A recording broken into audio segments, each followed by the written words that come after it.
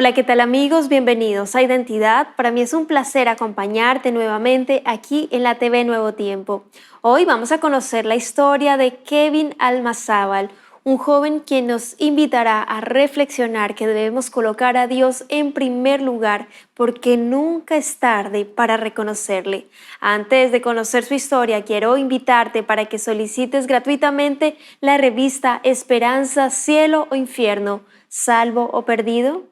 Para solicitarla solo debes acceder al sitio web www.nuevotiempo.org/escuela bíblica. Te haremos llegar gratuitamente en digital este material gracias a las donaciones financieras que realizan nuestros ángeles de esperanza, así que estaremos muy atentos a tus pedidos. Vamos a ver el video biográfico de la historia de hoy. Bienvenidos. Kevin tiene 24 años, es argentino y vive en Concepción, Chile. Aunque creció en la iglesia durante mucho tiempo, ignoró el llamado de Dios. En 2019, durante un año en misión en Brasil, entendió que debía servir a tiempo completo. Desde entonces estudia teología y ha sido testigo de cómo Dios le ha provisto en cada etapa. Una de sus experiencias más impactantes fue acompañar a Juan Carlos, un joven agnóstico enfermo de cáncer, quien aceptó a Jesús antes de fallecer. Ese momento confirmó aún más su decisión de servir. Hoy sigue formándose sabiendo que Dios lo guía, incluso cuando el futuro parece incierto. Vamos a conocer su increíble testimonio. Quédate en Identidad.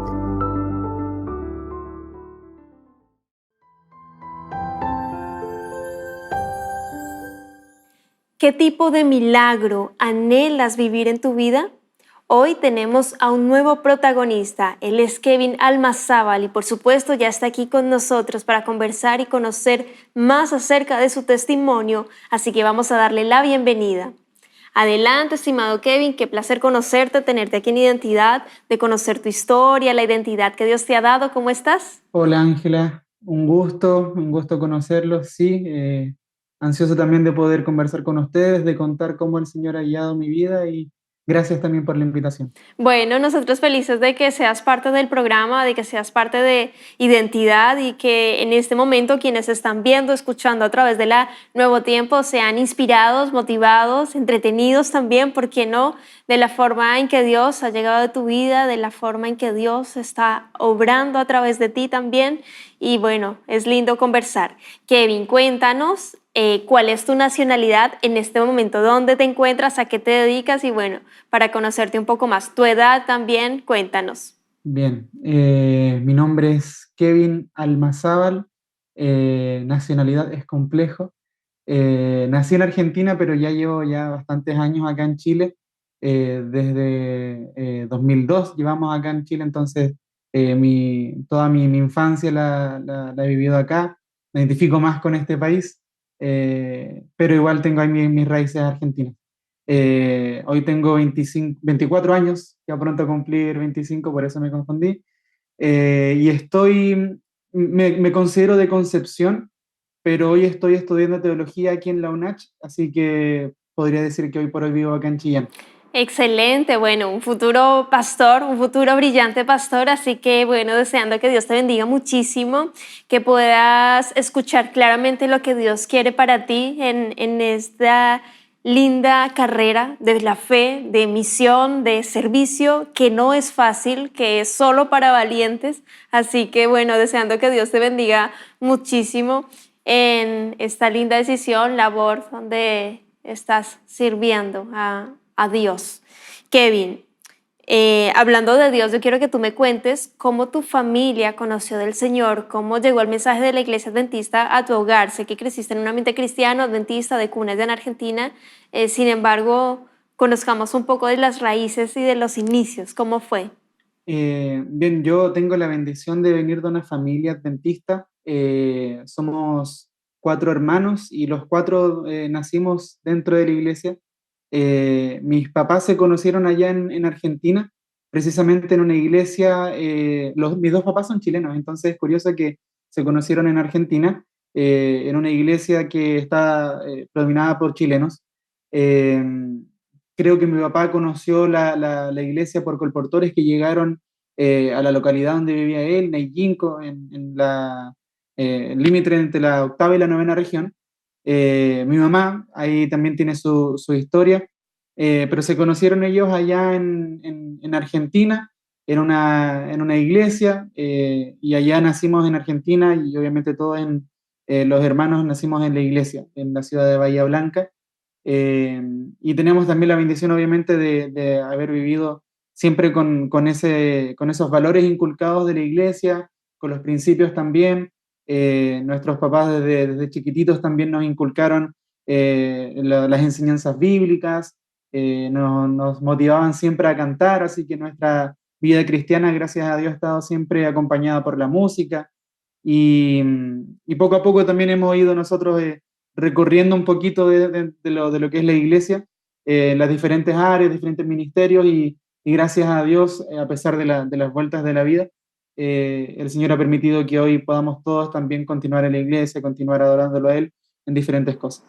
Y esto es un milagro y damos gloria a Dios por ello, porque Ujú. muchos jóvenes, adolescentes encuentran otro sentir con las cosas de afuera del mundo, más entretenidas, por decirlo de alguna forma, y pongo entre comillas el entretenidas porque, bueno, a la final son cosas pasajeras, efímeras, que después quedan vacíos, pero no es el caso acá, donde Kevin y su familia fue instruido en los caminos de Dios. Cristo fue el centro y eso hace la diferencia y se cumple lo que dice el Señor en su palabra. Instruye al niño en su camino y aun cuando fuere viejo no se apartará de él.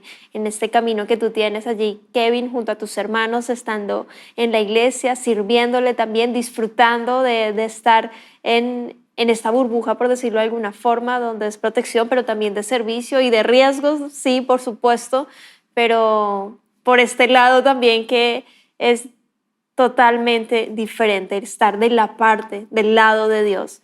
Kevin, en 2019 el Señor te dio la oportunidad de viajar a Brasil, en este contexto donde siempre desde pequeño, misión, al servicio. Bueno, cuéntanos cómo se da esa linda oportunidad y lo que viviste allí. Estudié en el Colegio Adventista de Talcahuano Centro, y allá en el año 2018, 2017-2018, cuando yo estaba en tercero medio, cuarto medio, había un proyecto OYIM, estaba el proyecto Un Año en Misión, y habían misioneros de distintas partes, tanto chilenos, brasileños también, con los que me relacioné bastante. Ellos también hicieron una labor muy bonita en mí, me discipularon, me enderezaron un poquito también, obviamente, cuando tenía algunas cosas quizás que mejorar, y ellos comenzaron a motivarme. Oye, Kevin, ¿qué vas a hacer el próximo año cuando salgas de cuarto? Oye, ¿cuáles son tus planes? ¿Qué te gustaría estudiar? Y honestamente, yo le digo, hoy estudiando ya en quinto año de teología, nunca estuvo en mis planes estudiar teología.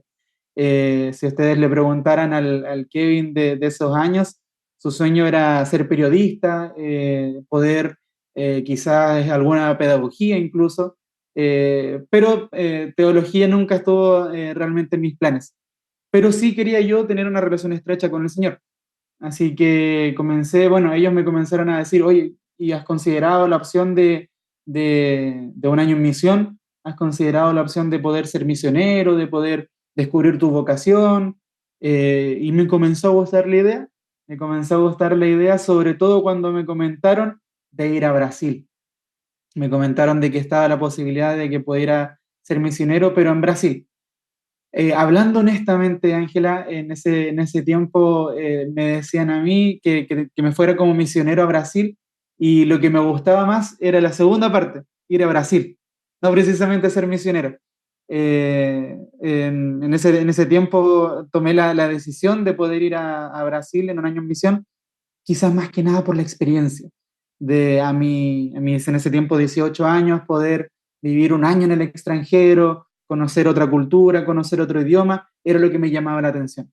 Eh, Así que costó para poder hacer el dinero, pero tuve la bendición de poder hacer el año en misión en Brasil, en la ciudad de Novo Gama primeramente y después en Gama, en el Distrito Federal de Brasil, en Brasilia, y estuve allá el año entero.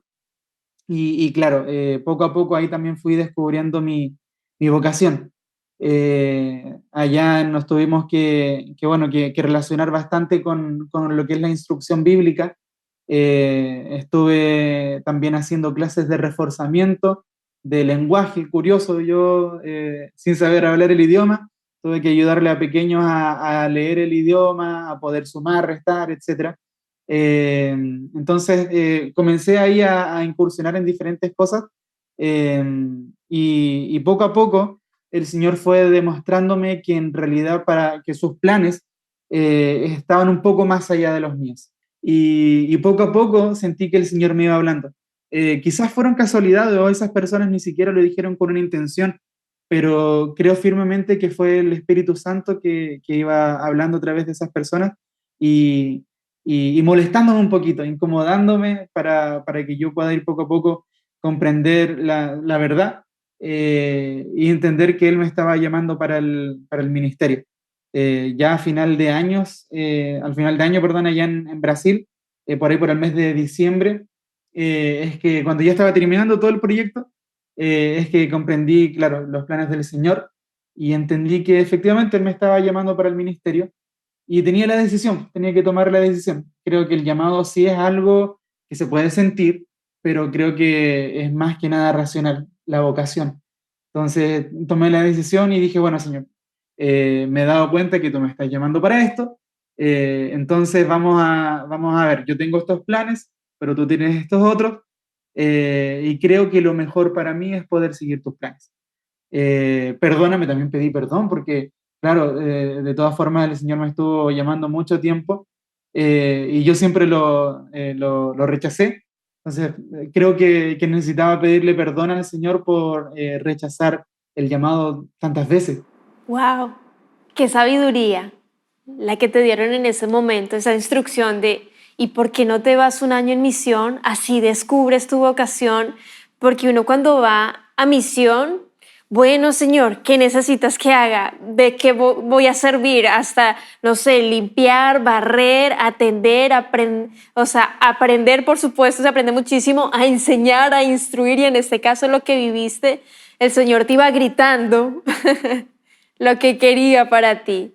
Y me gusta mucho ver hasta este punto de tu historia, esa humildad también para con el Señor, de aceptar y decir, perdón Señor, no había escuchado, tuve que salir de mi zona de confort, tuve que salir del lugar donde resido, de Chile, estar en otro país, vivir las incomodidades, entre comillas, porque se disfruta también la misión, el aprender cosas nuevas hace tanto bien para nuestro cerebro, y también escuchar fuera la voz de Dios claramente instruyendo. Y estando allí en Brasil, tuviste la experiencia de conocer a Ramón. Cuéntanos por qué te marcó tanto él rápidamente. Bien, Ramón es un chico, era un chico muy especial. Por el mes de septiembre nosotros comenzamos una campaña evangelística. En Brasil era no solo tener unos seminarios en la tarde, sino que era algo un poco más grande. Entonces nosotros salimos a invitar a la gente a la campaña evangelística y era con mucha producción, tratamos de hacerlo lo mejor posible y salimos con un auto, con parlante, explicando un poquito de que ya vendría la campaña, invitando a la gente. En eso sale Ramón, que estaba en su casa, sale con su hermanito y nos pregunta, oye, ¿qué es esto? ¿Qué es esto? Y nosotros le explicamos un poquito. Él me decía que nunca había ido realmente a la iglesia, que no conocía muy bien eh, lo que era el Señor, lo que era la vida cristiana, y nosotros los invitamos. Esa noche Ramón fue el primer día, y no dejó de ir en todo, fueron una campaña de un mes, y en todo el mes Ramón no se perdió una sola noche. Eh, y poco a poco nosotros lo fuimos conociendo, yo lo fui visitando constantemente también en su casa, conocí a su familia, a sus hermanitos y un poco más de su historia. Ramón era muy pequeño en esa época, tenía, si no me equivoco, 15 años, pero él me comentaba que también sufría mucho de depresión. Él me mostraba sus marcas, él había sufrido mucho, me comentaba también que había tenido alguna ideación suicida, entonces nosotros también tratamos de apoyarlo en ese lado. No tenemos todas las herramientas para poder sacarlo de ahí, pero creo que el Señor sí las tenía. Ramón al final de la campaña, bueno, nosotros tratamos de instruirlo también, recibió los estudios bíblicos y al final de campaña Ramón se bautizó. Poco a poco él fue saliendo de la depresión, gracias a Dios, y hoy también es activo también en la iglesia. Veo fotitos todavía de él allá en Brasil, así que Ramón definitivamente fue la prueba también, y como te comentaba, Brasil en general fue para mí el año en misión fue la experiencia que me guió al ministerio, y, y creo que Ramón también me dio ese gustito por la misión. El amor por las almas es tan maravilloso, que nosotros tengamos amor por nuestro prójimo, y ese amor ágape donde hay un desinterés, donde es un amor que el Señor desea que amemos. De la misma forma en que nos amamos, amemos a Dios y amemos a nuestro prójimo, ese mismo nivel, y eso hace toda la diferencia, Kevin. Y el último testimonio que quiero que me cuentes aquí para terminar en los minutos que nos quedan es con respecto a Juan Carlos, quien te marcó muchísimo también en esa misma línea de tu ministerio de haciendo la obra de Dios, Kevin. Sí, sí, la historia de Juan Carlos es una historia bien reciente. Fue en este verano, y lo interesante es que, bueno, creo que es normal, y quizás los pastores más antiguos igual podrían dar fe de que uno siempre duda un poquito del llamado, o quizás no tanto del llamado, sino de las fuerzas que uno tiene para continuar. El enemigo definitivamente es astuto también y te hace dudar, te hace caer. Entonces, pasé yo también por procesos en que vi tambalear mi ministerio, no sé si llamarlo así, pero vi tambalear mi fe. Y yo le pedí al Señor: Señor, dame una experiencia real, quiero confirmar mi llamado, quiero saber si tú realmente quieres que yo continúe con esto, si tú realmente quieres que yo siga predicando, etc. Tuve una conversación así a principios del verano, pidiéndole al Señor de que me dirija en el verano en instrucción bíblica y en la misión Sur Metropolitana de Chile en Santiago. Eh, y por ahí, casi unos días antes de Año Nuevo, una amiga de la iglesia me llama y me comenta: ¿sabes qué? Tengo un sobrino que quiere conocer un poquito de la iglesia y quiere conocer un poquito de Dios. Días antes de que yo lo visitara, días antes de que esa amiga de la iglesia me comentara de Juan Carlos, él había tenido una experiencia bien interesante ahí mismo en el hospital. En la cama del frente de él, donde estaba hospitalizado, había visto un milagro, básicamente un milagro. Vio como una persona a la que le habían entregado un diagnóstico bien malo, eh, no pasaron ni unas cuantas horas y le habían dado ya del alta, justo después de que esa persona orara. Entonces a Juan Carlos le llamó mucho la atención, dijo: wow, esas personas oraron, y el milagro ocurrió, y el Señor respondió, y el Señor hizo que esa persona saliera del hospital, fue dada de alta. Y Juan Carlos, que siempre había sido ateo, este es el detalle bastante importante: Juan Carlos siempre había sido ateo.